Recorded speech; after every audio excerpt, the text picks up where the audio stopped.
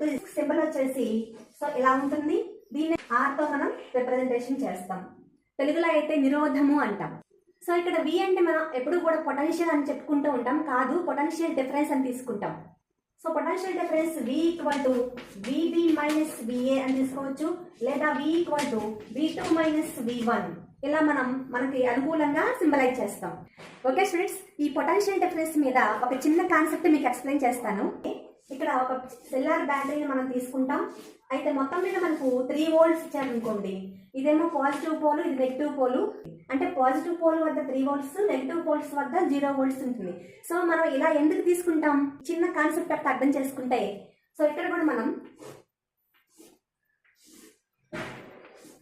ఇక్కడ ఇంకొక సెటప్ తీసుకుంటాం. Positive pole, negative pole. ఇక్కడ 2 volts ఉంది. సో ఈ ఎండ్ వద్ద 2 volts ఉంది. ఇక్కడ మనకు 3 volts ఇచ్చారు, ఇక్కడ 2 volts ఇచ్చారు. సో ఇక్కడ మనం ఈ ఎండ్ వద్ద మనం ఎంత మెయింటైన్ చేస్తే పొటెన్షియల్ డిఫరెన్స్ వస్తుంది. సో పొటెన్షియల్ డిఫరెన్స్ ఎప్పుడు కూడా హై వోల్టేజ్ నుంచి లో వోల్టేజ్ కి వెళ్తూ ఉంటుంది. X equal to 3V plus 2V అవుతుంది. So X equal to 5 volts. So ఇక్కడ 5 volts ఉంటేనే ఇక్కడ 3 volts అనేది మనకు వర్కౌట్ అవుతుంది. ఓకే స్టూడెంట్స్, నెక్స్ట్ ఇంకో ఎగ్జాంపుల్ చూద్దాం. మీ దగ్గర ఒక రెసిస్టెన్స్ ఉంది ఇక్కడ. సో ఇలా 5 volts ఉంది, ఇటువైపు ఏమో 2 volts ఉంది. సో ఈ కరెంట్ అనేది ఏ డైరెక్షన్ లో పాస్ అవుతుంది? So first of all current అనేది high potential to low potential form అవుతుంది కదా. సో I ఈక్వల్ టు ఏమవుతుంది మనకు V/R. So here V is potential difference. So high potential to low potential. So I equal to 5 - 2 by resistance వచ్చేసి, so resistance వచ్చేసి మనకి ఇక్కడ 3 ohms ఇచ్చారు కదా.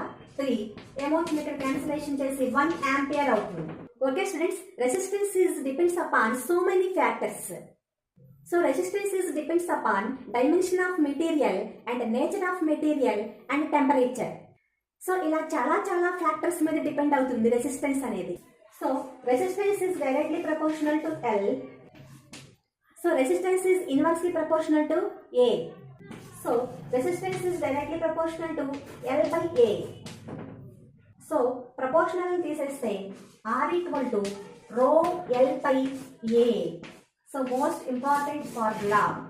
సో ఇక్కడ రోని ఏమంటాం, రెసిస్టెన్స్ ఆర్ స్పెసిఫిక్ రెసిస్టెన్స్ అంటాం. Resistivity is independent dimension of a conductor. మన ప్రీవియస్ క్లాస్ లో నేను రో అంటే చెప్పాను. రో ఈక్వల్ టు 2m/n²τ. సో దీనిలో మీకు ఎల్ లేదు, ఏరియా లేదు. డిపెండ్ అవుతుంది ఓన్లీ టెంపరేచర్ మీద, నేచర్ ఆఫ్ ద మెటీరియల్ మీద మాత్రమే డిపెండ్ అవుతూ ఉంటుంది. ఓకే స్టూడెంట్స్, నెక్స్ట్ వీడియోలో ఇదే లెసన్లో మోస్ట్ ఇంపార్టెంట్ కాన్సెప్ట్ మీ ముందుంటాను. Thanks for watching.